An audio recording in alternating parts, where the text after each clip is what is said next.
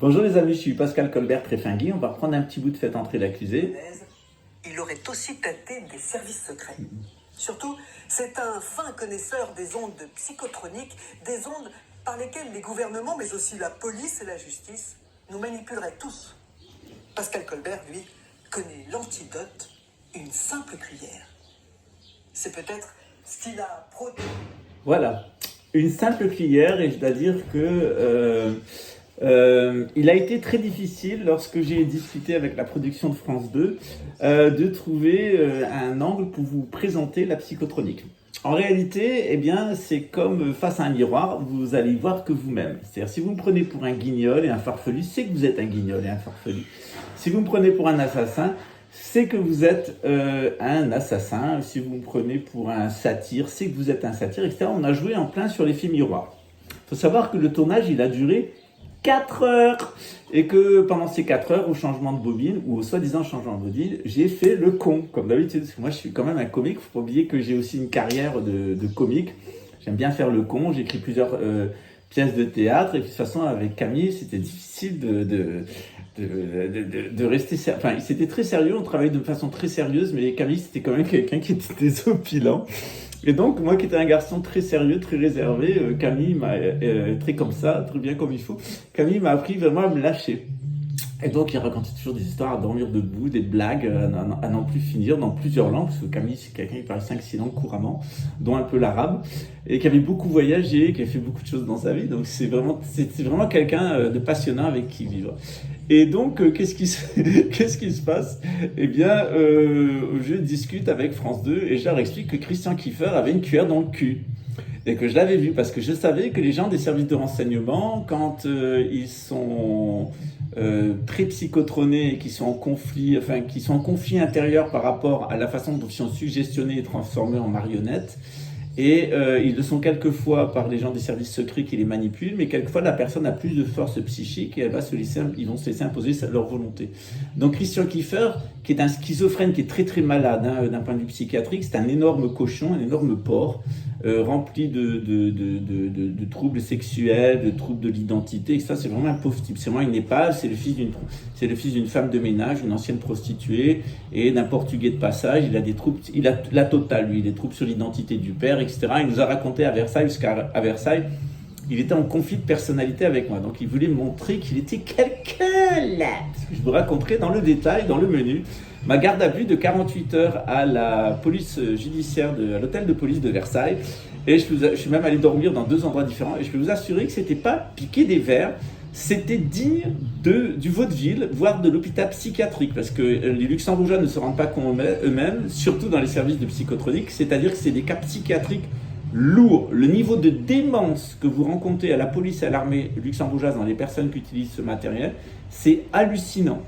C'est des gens qui n'ont plus aucun repère moral, c'est des gens qui sont totalement inhibés, désinhibés. Ils vous racontent n'importe quoi sur eux, sur leur vie sexuelle, sur leurs fantasmes, etc. Et avec moi, il en avait fait un conflit personnel. C'est généralement ce qui m'arrive avec les petits crétins d'ailleurs des écoutes, c'est qu'ils ne font pas leur boulot, ils rentrent avec moi en conflit personnel, ils veulent me régler mon compte. Surtout parce que c'est une façon de se faire bien voir de leur chef, ils espèrent avoir une promotion. Et surtout, ils se disent ulcérés de ce que j'ai pu raconter sur la police et l'armée. En réalité, j'ai le plus grand et plus profond respect de la police et l'armée. Sauf qu'on arrive près d'Armageddon et qu'on n'aura que des déchets dans la police et l'armée, des déchets psychiatriques, des déchets psychologiques, des déchets génétiques qui seront au service de l'antéchrist, qui le serviront et qui mourront au moment où ils mourront parce qu'ils sont fait injecter tout simplement et que ça sera des gogoles sous intelligence artificielle complètement robotomisés, transhumanisés. Voilà. Donc cette bande de gogoles, parce qu'il n'y a que des déchets de l'humanité pour accepter de se faire transformer en transhumain. Moi je ne me ferai jamais transformer en transhumain, vous non plus. Il faut quand même être un déchet psychique, un déchet psychiatrique, un déchet social pour penser que son avenir c'est de vivre dans le métavers et d'être implanté et d'être sous intelligence artificielle pour avoir l'air intelligent, en tout cas pas trop con. Voilà, on est quand même dans un niveau de pathétisme qui est hautement avancé. Donc je vois que Christian Kiefer avait le pied sous le cul, qui n'est pas une position normale, il reste comme ça 2 heures où je suis interviewé par lui, donc au bout d'un moment je lui demande s'il a une cuillère dans le cul. Voilà, parce que je connais la technique des gens du renseignement. Et il me dit que oui. Donc Christian Kiefer se balade avec une cuillère dans le trou de balle, mais pas seulement lui. C'était devenu une technique de la police judiciaire. Tout le monde se baladait avec une cuillère dans le trou de balle. C'est pareil dans le personnel pénitentiaire. Il y a des gens du personnel pénitentiaire qui se baladent avec une cuillère dans le trou de balle parce qu'ils en ont marre de se faire prendre pour des pantins et se faire suggestionner, se faire mettre sous hypnose, se faire suggestionner, soit par les prévenus, soit par leurs collègues, soit par ce qui traîne comme influence. Parce que c'est en fait des rapports électromagnétiques. Si vous êtes plus performant d'un point de vue électromagnétique, vous allez imposer votre volonté. Moi, ça m'amuse beaucoup quand je vais dans un truc où les gens sont psychotronés. Il faut éviter de le faire parce que ça provoque un cancer un colorectal. C'est de mettre une cuillère et de dire aux policiers assis, debout, assis, debout, assis. Il se lève, il s'assoit, il se lève, il s'assoit, il se lève, il s'assoit, il s'assoit, il s'assoit. Sauf que moi, j'avais pas de cuillère et que c'est très très rare que je le fasse. Mais par contre, Christian Kiefer, il en avait une cuillère dans le cul. De toute façon, vu son poids, je pense que c'est plutôt une louche qu'il aurait fallu. Voilà, parce que c'est quand même un mec qui est pas loin des 150 kilos qui a un niveau qui a même pas un niveau de troisième. Et donc, j'ai mis dans mon livre sa carrière professionnelle pour montrer que sa carrière professionnelle, elle est anormale. On voit bien que c'est un pantin qui travaille pour le renseignement. Ils l'ont pris parce qu'il était schizophrène et qu'ils en feraient ce qu'ils voudraient. Donc, il est tombé dans ce réseau criminel. J'avais la preuve qu'il avait acheté sa Volkswagen Golf chez Loche avec une grosse partie de la somme en espèces, parce que la police luxembourgeoise vole pendant les perquisitions. Moi-même, j'ai 7 500 € de matériel qui a été volé, 2 iPhones, un MacBook Pro 9, une TAM capsule, une Apple TV, etc. Du matériel informatique qui m'a été saisi, qui a été volé par les policiers. C'est-à-dire les policiers de Luxembourg sont des menteurs pathologiques et en plus sont des voleurs. Et vous verrez au fur et à mesure qu'ils sont aussi des assassins, c'est-à-dire que c'est vraiment la police niveau 0, c'est devenu l'empire de la déchéance à tous les niveaux, génétique, parce qu'ils ont c'est le bas du panier, moral, ils ont des débiles, schizophrènes, et ces gens-là n'ont aucune moralité, aucune éthique personnelle, aucun esprit, ils sont complètement désinhibés, c'est un hôpital psychiatrique. Luxembourg, c'est la station de métro avant Sainte-Anne. Et vous le verrez quand vous irez à Luxembourg, la population luxembourgeoise, elle est parfaitement au courant. Tout le monde en a marre de subir les nerfs de ces messieurs des écoutes téléphoniques et de leur convention mentale, parce qu'on va vous raconter un peu, au fur et à mesure, je vais vous raconter un peu ce qui se passe, excusez-moi, il y a un moustique, je vais vous raconter un peu ce qui se passe dans l'univers mental des policiers luxembourgeois. C'est oh, j'ai quelqu'un là. Donc vous avez la génétique pourrie, des cas psychiatriques, des gens qui sont complètement déstructurés par leur travail, qui sont complètement déstructurés par la psychotronique, qui sont transformés en pantins, un certain nombre de leurs collègues qui sont impliqués dans les réseaux mafieux et qui jouent avec le système. Parce que la psychotronique, moi je l'ai connue dans d'autres pays, ça existe dans plusieurs pays, je l'ai connue au Canada, je l'ai connue au Brésil, et au Brésil je me suis aperçu que la psychotronique elle était utilisée de manière assez digne par des gens qui veulent faire des enquêtes de police. Par contre, la façon dont c'est utilisé à Luxembourg pour alimenter les réseaux pédocriminels de trafic de drogue et d'assassinat politique, pour maintenir le pays sous la terreur, c'est une terreur contre la population, ce sont des véritables terroristes. Hein. Cette affaire, elle a commencé d'ailleurs avec des attentats terroristes, comme en France avec le Bataclan et compagnie. Il y a un réseau terroriste à l'intérieur de l'État qui vit de la pédophilie comme instrument de chantage, de la drogue comme instrument de financement et de l'assassinat politique comme moyen de terreur. Et ces gens-là se font des fortunes. Ces fortunes sont placées sur des comptes à l'étranger. Généralement, ils sont liés à la mafia russe. Moi, mes comptes ont été pillés par des fonctionnaires luxembourgeois et l'argent a été amené dans les pays de l'Est. C'était encore dernièrement sur un compte que j'ai en Lituanie. Il y avait des paiements qui ont été faits. Ils m'en ont fait partout dans le monde, etc. J'ai des fortunes qui m'ont été volées sur mes comptes. Le problème, c'est que ça me fait voler mes cartes bancaires. Des fois, l'argent revient pas, etc. La police luxembourgeoise et l'armée luxembourgeoise sont complètement infiltrés par la mafia russe et des réseaux criminels avec des policiers, des militaires impliqués dans le trafic de drogue. Il y a des ramifications jusqu'ici puisqu'il y a de la livraison de drogue entre le Brésil et Luxembourg. Et c'est organisé par des militaires luxembourgeois qui viennent chercher la drogue ici, qui la ramènent à Luxembourg. Voilà, ça c'est documenté par la police fédérale ici et par les services compétents. Donc cette histoire de la cuillère, j'ai eu une explication scientifique de cette histoire de cuillère qui est d'ailleurs donnée par une personne que j'ai interviewée et qui n'a pas voulu apparaître à l'écran mais que j'ai mis sur mon site colbert.onlc.eu. Alors vous allez faire comme moi, vous allez écrire Colbert.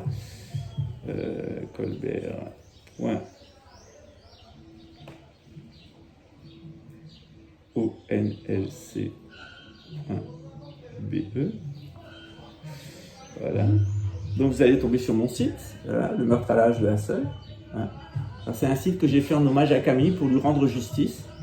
Vous savez à peu près tout. Vous y avez accès à mes 2 livres. J'en ai un 3e qui va sortir bientôt, qui s'appelle Luxembourg, de la monarchie à l'ignominie. Comment un réseau criminel pro-russe a pris possession des institutions luxembourgeoises. C'est le sous-titre. Il s'agit véritablement d'un réseau criminel pro-russe. Donc vous avez différentes rubriques, où vous avez mes 2 livres, Le meurtre à l'âge de Hassel et Torture psychotronique au goulag de Strasich. Et évidemment, je vous ai mis un certain nombre d'informations, un peu à droite et à gauche. Et notamment cette histoire de cuillère. Alors vous avez une page qui s'appelle... alors cette page, c'est... le harcèlement. Et dans la section Le harcèlement, vous avez une explication par un scientifique français et des scientifiques russes du matériel psychotronique et des effets sur votre électromagnétisme corporel et votre hygiène mentale par des suggestions infra- et suprasonores, et vous êtes véritablement ciblé avec des technologies de type 5-6G qui modifient votre état mental avec des chevaux de Troie à l'intérieur de votre corps, notamment le graphène. Alors qu'est-ce que nous dit le graphène est abondamment versé dans la nourriture des prisonniers au centre de pénitentiaire, et il y a même des essais médicaux qui sont faits sur les prisonniers à leur insu, qui rapportent de l'argent à l'institution pénitentiaire. Alors qu'est-ce que nous dit une internaute que j'ai appelée Combi No Mail parce que je l'avais interviewée en mars 2016. C'est un professeur d'université, elle est directrice de laboratoire au CNRS, et elle dit la chose suivante. En tant que spécialiste de l'électromagnétisme, je pense que la cuillère dans l'anus forme une sorte de cage de Faraday qui piège les ondes à l'entrée de l'intestin et qui les empêche de remonter vers la tête. Donc de mettre la personne sous hypnose. Ceci me fait penser que si la fréquence des ondes est élevée, il faut une cuillère. Si elle est plus basse, une fourchette suffit. La cage de Faraday ainsi formée joue le rôle d'une cavité résonante qui emmagasine l'énergie des ondes incidentes, un peu comme la cavité d'un clistron. Il en résulte à la longue un échauffement par effet Joule qui peut causer des brûlures. Pour remédier à cela, il suffit que le manche de la cuillère, qui joue le rôle d'un radiateur, soit en bon contact avec l'air ambiant. Pour cela, le porteur de la cuillère doit rester debout ou alors il doit s'asseoir sur son pied afin de laisser l'air circuler dessus, ce qui devient fatigant à la longue. Lorsqu'il est assis, repliez une jambe sous ses fesses pour que l'air frais de la pièce refroidisse le manche de la cuillère est possible et permet de ventiler le radiateur. Je déduis de tout ça que ce que dit Pascal est parfaitement cohérent sur le plan scientifique. Post-scriptum, pour ceux qui posent la question de savoir si le principe de conservation d'énergie est respecté, la réponse est oui. L'énergie emmagasinée dans la cavité se transforme en chaleur par effet Joule et elle est évacuée au milieu ambiant par le manche de la cuillère. Un équilibre thermodynamique finira par s'installer au bout d'un certain temps et la température de la cuillère ne changera plus. Il va de soi que plus le manche de la cuillère est grand et plus l'échauffement de l'anus sera faible. Voilà. Donc voilà les preuves scientifiques pour la cuillère. Et figurez-vous qu'à Luxembourg, le nombre de personnes qui se baladent avec une cuillère dans le cul, d'ailleurs on ne devrait pas appeler ça des luxembourgeois, on s'appelait ça des cuillerées dans l'anus, parce que la plupart des luxembourgeois que je connais en ont assez de se faire harceler par ce réseau criminel à l'intérieur du service de renseignement, à l'intérieur de l'armée et à l'intérieur de la police. Renseignement c'est terminé, police c'est terminé, maintenant on se focalise sur sur l'armée et l'implication des politiques dans le commandite de mon assassinat, puisqu'ils ont après avoir commandité l'assassinat de Camille Colbert, ils ont commandité mon assassinat. Alors ils ont repris le programme de Luxembourg. D'abord ils ont essayé de m'incarcérer, ça n'a pas marché. Et puis maintenant ils ont essayé de m'assassiner directement. Et maintenant ils sont revenus au début, c'est-à-dire la tentative de m'incarcérer. Pour ça, ils ont envoyé un assassin qui s'appelle Samuel Morel, qui a été payé par les Luxembourgeois, par ce réseau criminel luxembourgeois de l'armée qui a été payé. J'ai vu son contrat, j'ai vu le dossier qu'il lui avait fourni sur moi, qui était hautement rocambolesque. C'est des histoires à dormir debout, c'est du guiné, ce que fouette. Alors ces gens-là, ils sont très simples, ils font toutes les techniques du nazisme. Donc les nazis, ils font quoi? Eh bien, ils vont vous fanatiser. Donc ils fanatisent les gens contre moi et ils vont désigner un ennemi. Et donc, ils fanatisent les gens qui sont autour d'eux en les rémunérant, ce qui était le cas de Samuel Morel, qui est quelqu'un de très louche, qui travaillait pour une société de mercenaires qui s'appelait Stack International, une espèce de truc de pied nickelé de banlieue, avec un petit terrain qui avait des contrats louches en Afrique. Enfin, ça sent vraiment l'agence de Barbouze en marge de la DGSE. Là, il a été contracté par l'armée luxembourgeoise. Alors, ce qui est marrant, c'est qu'il prétend avoir un passeport américain. Moi, je suis allé, évidemment, quand on a eu des problèmes avec lui, parce qu'il a volé 110 000 € à mes associés, je suis allé à l'ambassade américaine, etc. Ça a été assez intéressant de voir la réponse des Américains et la réaction de l'ambassade, du consulat de France. Parce que le consulat de France a téléphoné immédiatement au consulat des États-Unis pour ressortir le fameux dossier et me faire passer pour un malade mental. Alors, s'il y a un malade mental français à Rio de Janeiro, c'est l'ancien consul de France qui était un pédophile et qui s'est fait coincer par l'ancien superintendant de Barra d'Atijuca et un ancien procureur de la République pédophile dans un réseau de nazis d'extrême droite, de pédophiles et de trafic de drogue. Et figurez-vous que cet avocat pédophile et trafiquant de drogue et adepte de la fraude fiscale et apôtre de l'amnistie et de la fraude fiscale s'est retrouvé l'avocat de la personne qui a tenté de m'assassiner plusieurs fois. Voilà. Donc on a eu un premier agent envoyé par les luxembourgeois qui pratiquait la cuillère. Et puis on en a eu un deuxième qui s'appelait Raymond Witowski et qui lui était un ancien colonel de l'armée française dont la femme entendait des encodeurs et lui, eh bien, il a saboté mes voitures, il a essayé de m'assassiner plusieurs fois, il m'a empoisonné, il m'a menacé de mort. Il a monté une véritable cabale contre moi en relation avec le consulat de France, le consulat de Luxembourg et l'armée luxembourgeoise. Voilà. Donc maintenant, il se retrouve désavoué, tout seul sur le terrain face aux Brésiliens. Et lui, son avocat et un policier complice, on avait un policier militaire, un policier civil complice, ils ont essayé de monter une cabale médiatique contre moi. Ils ont fait une première émission qui a été diffusée. La deuxième émission, on a la promesse de Globo de la bloquer, mais pour moi ça m'est égal. Luxembourg n'a pas arrêté de faire, RTL n'a pas arrêté de faire des émissions diffamatoires sur moi pendant 4 ans. Et ils ont retiré toutes les émissions. Donc je sais que tout ça sera retiré un jour. Et après tout, pourquoi pas, ça me fait de la publicité. Après, les gens se posent des questions et je leur parle des réseaux pédocriminels, de trafic de drogue et d'assassins à l'intérieur de la police, de l'armée et du service de renseignement luxembourgeois.